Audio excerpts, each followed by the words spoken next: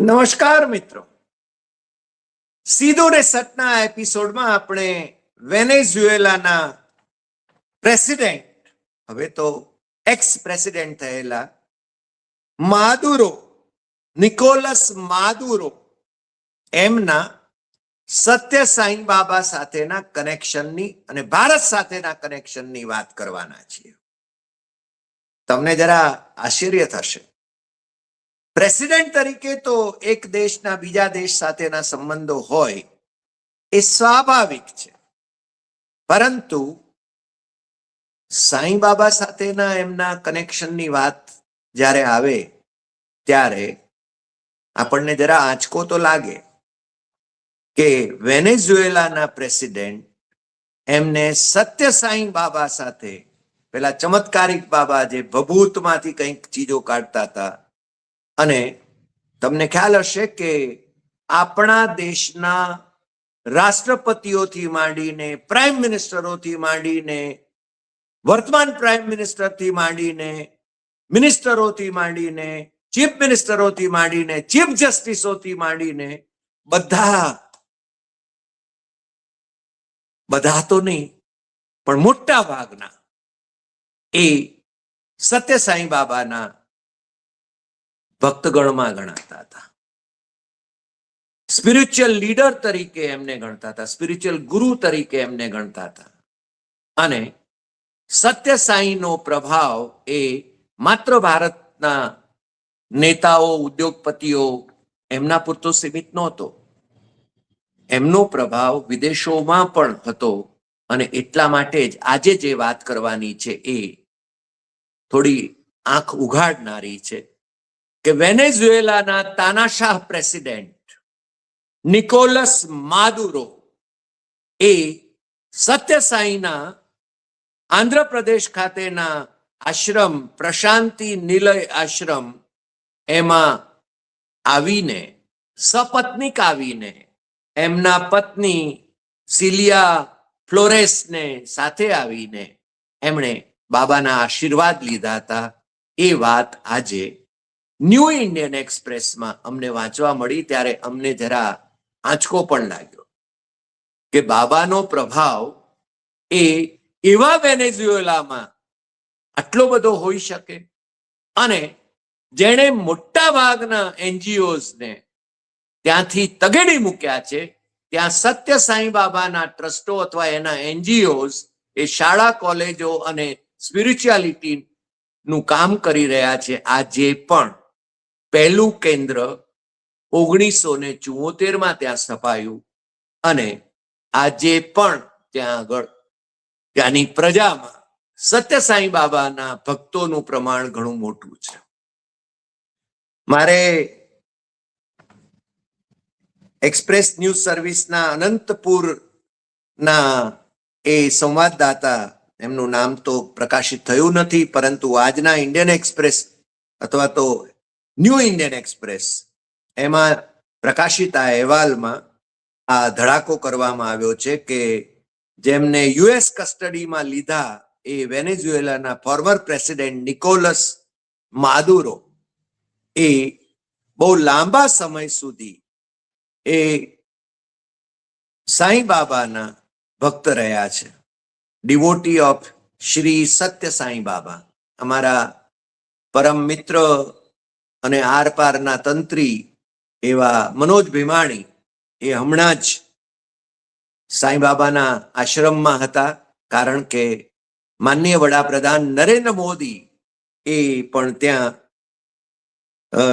સાંઈ બાબાની શતાબ્દી, જન્મ શતાબ્દી એની ઉજવણી માટે એ સામેલ થવાના હતા. એટલે વ્યવસ્થાની અંદર મનોજ ભીમાણી હતા ત્યારે અમારો એમની સાથે સંપર્ક પણ ત્યાં થયેલો.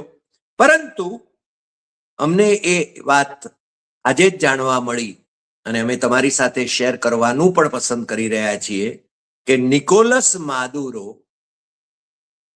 વેનેઝુએલાના તાનાશાહ પ્રેસિડેન્ટ એ જ્યારે 2005માં વિદેશ મંત્રી હતા એમના દેશના, ત્યારે એમના પત્ની સિલિયા ફ્લોરેસ એમની સાથે એ ભારત આવ્યા હતા અને ભારતમાં સાંઈ બાબાના આશ્રમમાં એ જઈને એમના આશીર્વાદ પણ એમણે લીધા હતા અને સાંઈ બાબા માટેનો એમનો સદભાવ અથવા તો એમનો વિશેષ ભાવ એ એટલો બધો હતો કે એપ્રિલ 2011માં જ્યારે સાંઈ બાબાનું નિધન થયું ત્યારે લેટિન અમેરિકન દેશોમાં એકમાત્ર વેનેઝુએલા હતો કે જેણે એની નેશનલ એસેમ્બલીમાં શોક ઠરાવ પસાર કરીને સાંઈ બાબાને અંજલિ આપી હતી. એટલું જ નહીં, પરંતુ એ રાષ્ટ્રીય શોકનો દિવસ પણ જાહેર કર્યો હતો અને એમના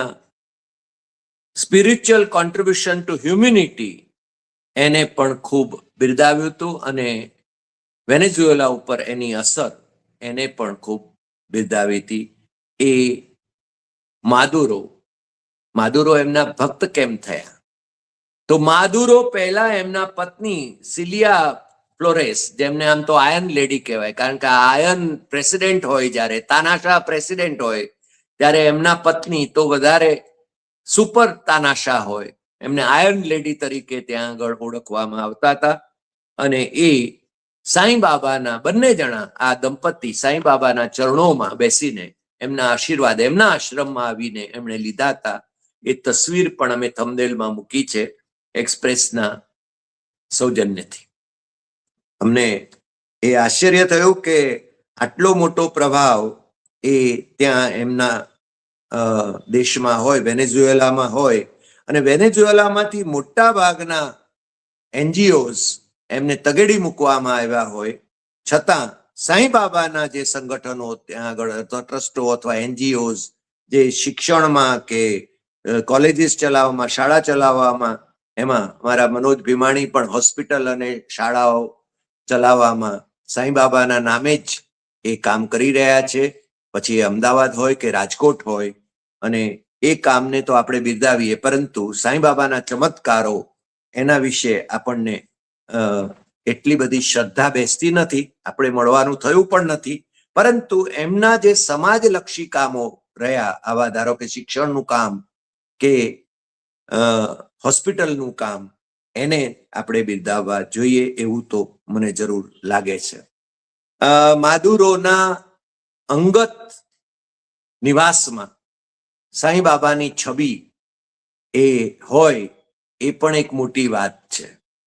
અને આ સંજોગોની અંદર મને થોડીક વ્યથા પણ એ બાબતની થઈ કે સાંઈ બાબાના ભક્ત તરીકે નરેન્દ્ર મોદી ત્યાં જાય છે અને બીજા સાંઈ બાબાના ભક્ત એમને અમેરિકાના તાનાશાહ, અથવા તો તાનાશાહ કહી શકાય એવા જ પ્રેસિડેન્ટ, કારણ તાનાશાહી વર્તન કરનારા ડોનાલ્ડ ટ્રમ્પ, એ જ્યારે એમને ઊંચકી જાય છે તો નરેન્દ્ર મોદી એના વિશે મૂક પ્રેક્ષક બની રહ્યા છે. માત્ર 3 લાઈનનું સ્ટેટમેન્ટ વિદેશ મંત્રાલયના જુનિયર પ્રવક્તાએ ત્યાં કર્યું છે, એ આપણે જોઈ શકીએ છીએ. આપણે ગઈકાલે જે 2 એના વિશેના એપિસોડ કર્યા વેનેઝુએલાના ઘટનાક્રમ વિશે, એમાં એની ચર્ચા કરી હતી, એટલે હું એના વિશે વધારે વાત કરતો નથી. પરંતુ નરેન્દ્ર મોદીએ ખરેખર ડોનાલ્ડ ટ્રમ્પના આ પગલાને વખોડવું જોઈતું હતું, કારણ કે આજે ધારો કે વેનેઝુએલાનો વારો છે, કાલ ઉઠીને બીજા કોઈ દેશનો વારો આવી શકે, એટલે એ યોગ્ય નથી કે ત્યાંના શાસકને એ બંધક બનાવીને લઈ જાય. અને બીજું કે એ નાર્કો ધંધાની અંદર, ડ્રગ્સના ધંધાની અંદર એ એમ કે સંડોવાયેલા છે, એના સૂત્રધાર છે, અને અમેરિકાના લોકોને એનાથી તકલીફ થઈ રહી છે. એટલે એ ગમે તે વિદેશી ભૂમિ પર હોય તો પણ એમને લશ્કરી દળોને મોકલીને એના ઉપર આક્રમણ કરીને એમને લઈ આવીને પોતે પાછા વેનેઝુએલાનું શાસન પોતાના હાથમાં લે, તો એ યોગ્ય નથી. કારણ કે સોવરીન કન્ટ્રીઝ જે હોય એ પોતે ત્યાંની પ્રજાએ એમના શાસકોને બદલવા જોઈએ, એ બાબત હું માનું છું. પરંતુ બીજી શક્તિ અથવા બીજા દેશો એ રીતે, અમેરિકા તો ઘણી બધી જગ્યાએ તમને ખબર છે, આપણે અગાઉ ચર્ચા કરી ગયા છીએ, એ બીજા દેશોની સરકારો ઉથલાવવામાં એ સતત સક્રિય રહ્યું છે. મને લાગે છે એને અનુકૂળ સરકારો જ એને જોઈએ છે.